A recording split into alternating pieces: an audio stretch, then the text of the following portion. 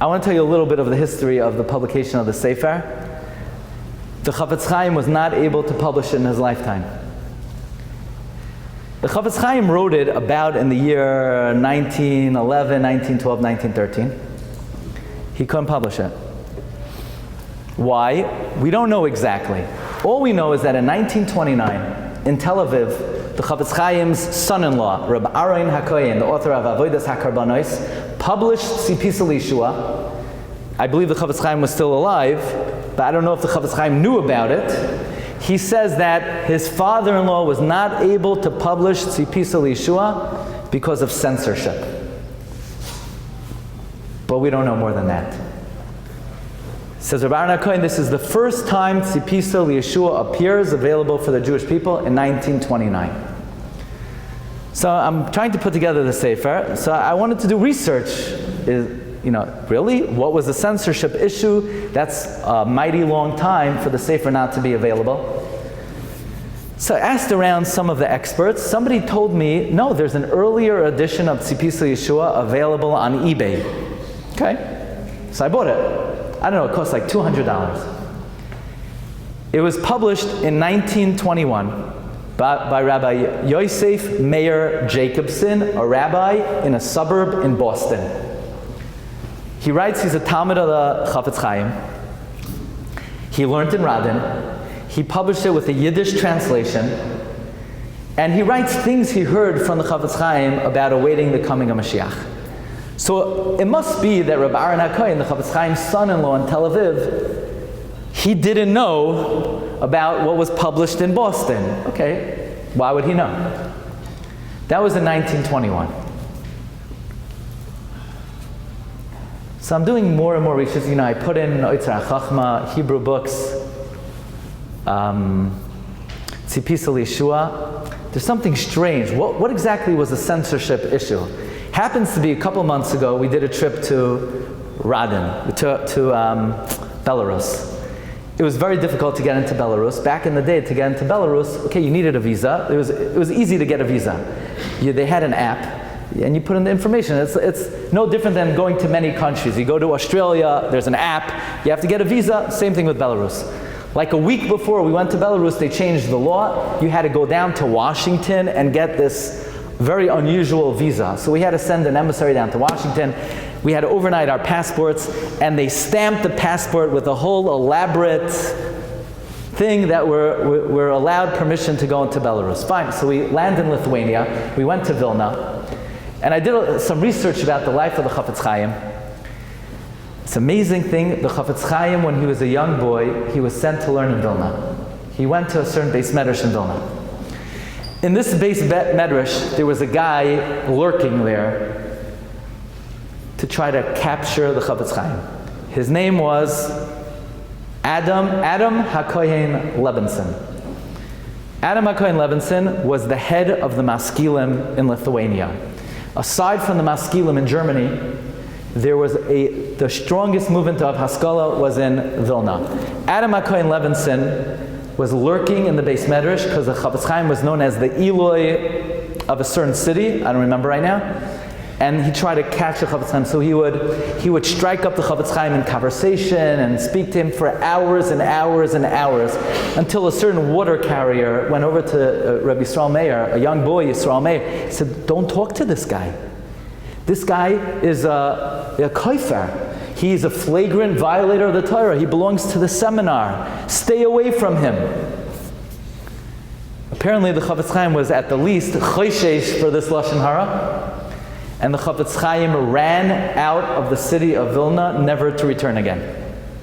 He would say throughout his life that he has akaras hatoiv to the water carrier of Vilna, who saved the Mishnah Berurah and the Chafetz Chaim and the Shmiras HaLashon for Klal Yisrael. Had it not been for this simple water carrier, says the Chafetz Chaim, I wouldn't have been the Chafetz Chaim. So when we were in the streets of Vilna, you could look this up, there's a bronze-plated statue of a random water carrier. So we don't know exactly who this water carrier was, but we used it as an opportunity to show hakaras hatov to the water carrier of Vilna. Okay. Years later, The first Sefer the Chafetz Chaim wrote was Sefer Chafetz Chaim. In Russia, it was under Russian occupation, so Vilna was under Russian occupation. The Chafetz Chaim had to bring Sefer Chafetz Chaim to the censor. Who's the censor? Joshua Steinberg. Who's Joshua Steinberg? The son-in-law of Adam HaKohen Levinson. And he's the Koyah Shina that they let this kid out. They let this kid free. He remembered him from decades before. And now he's reading a book about how to be careful in the words that you say, and he insulted the Chafetz Chaim. He said, what kind of clothing do you wear? The Chafetz Chaim had to bite his tongue not to respond.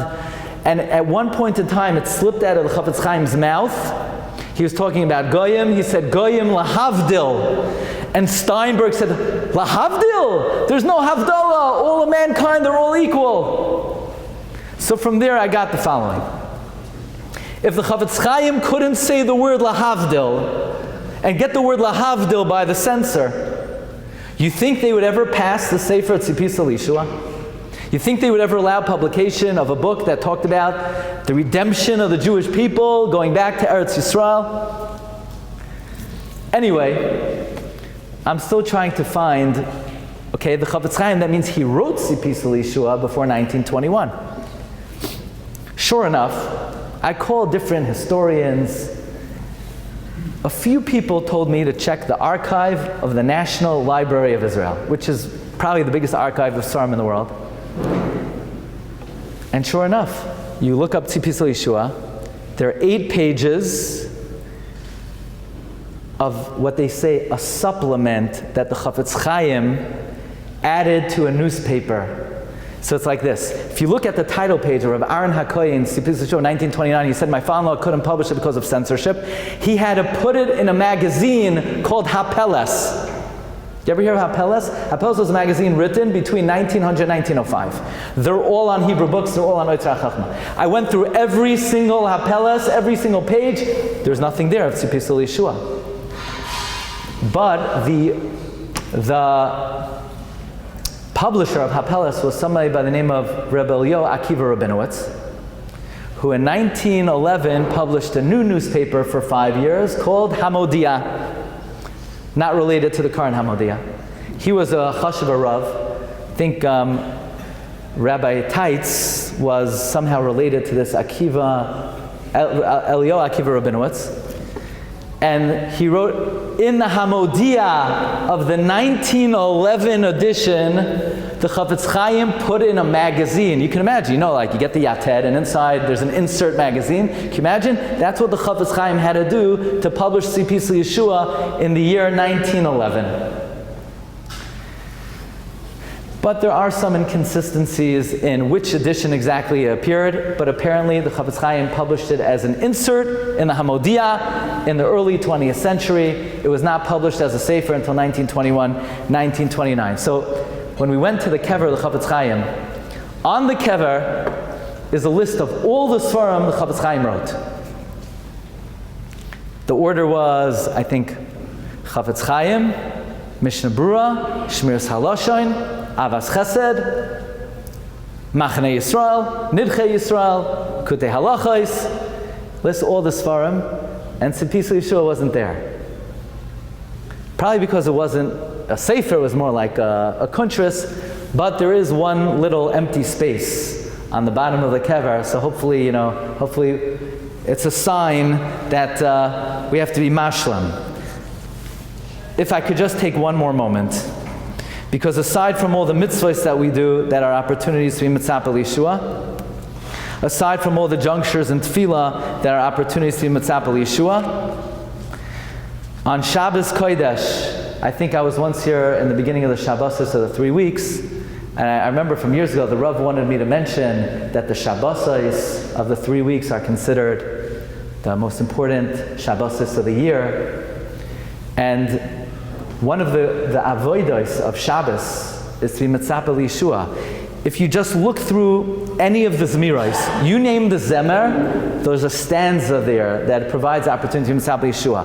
In Menucha V'Simcha, Yizku L'Rav Tov HaMasangin Ba. In Kol Mekadesh, Oyave Hashem HaMachakim B'Vinyan Ariel. In Ma Yedidos, Me'in Oilam Haba, Yom Shabbos Menucha, Kol HaMasangin Ba Yisrael. Every single Zemer, all the brachas of the Haftorah on Shabbos. In the Musaf of Shabbos, Yiras Mofanechah Sh'tal V'Simcha Li'Artzinu. In the Mincha of Shabbos. But we'll end with this. The Gemara says in Masechta Tainis, the first Beis HaMikdash and the second Beis HaMikdash were destroyed Matzoi Shabbos. Says Maral, this wasn't coincidence. This must be fundamental. It must be that the Beis HaMikdash could only be destroyed on a Matzah Shabbos. Why? Maral says Shabbos and Mikdash are synonymous. Therefore, there's an idea of Ashan. They're parallel concepts where there are places and times that are synonymous. What Shabbos is in time, the Mikdash is in place. Shabbos is like the Beis HaMikdash of the week. The Beis HaMikdash is like the Shabbos of time. The only time conducive for Churban is moving away from Shabbos. And therefore, says Rav Moshe Shapiro, he writes the following expression that I never saw him write anywhere else. He says, halacha ulamaisa. You know, his farm are Sifrei Machshava. If you look at L'chadoidi, Kabbalah Shabbos, which talks about awaiting Shabbos, but actually that's a secondary theme. The main theme of Kabbalah Shabbos is awaiting the coming of Mashiach, is awaiting the building of the Beis HaMikdash, is awaiting the restoration of Nevuah, Uri Shir Daberi, is awaiting the expansion of Yerushalayim. Says Rav Moshe Shapiro, the designated Zman in the week. I guess if you can't focus on a Semach David so many times every day, the designated spot the whole week is Kabbalah Shabbos during L'chadoidi L'kras Kala, because since we're heading toward Shabbos means heading toward Binyan Beis HaMikdash, and that is also a designated juncture to Mekayim, the great arena of Avodas Hashem of Tzipisa Li Yeshua.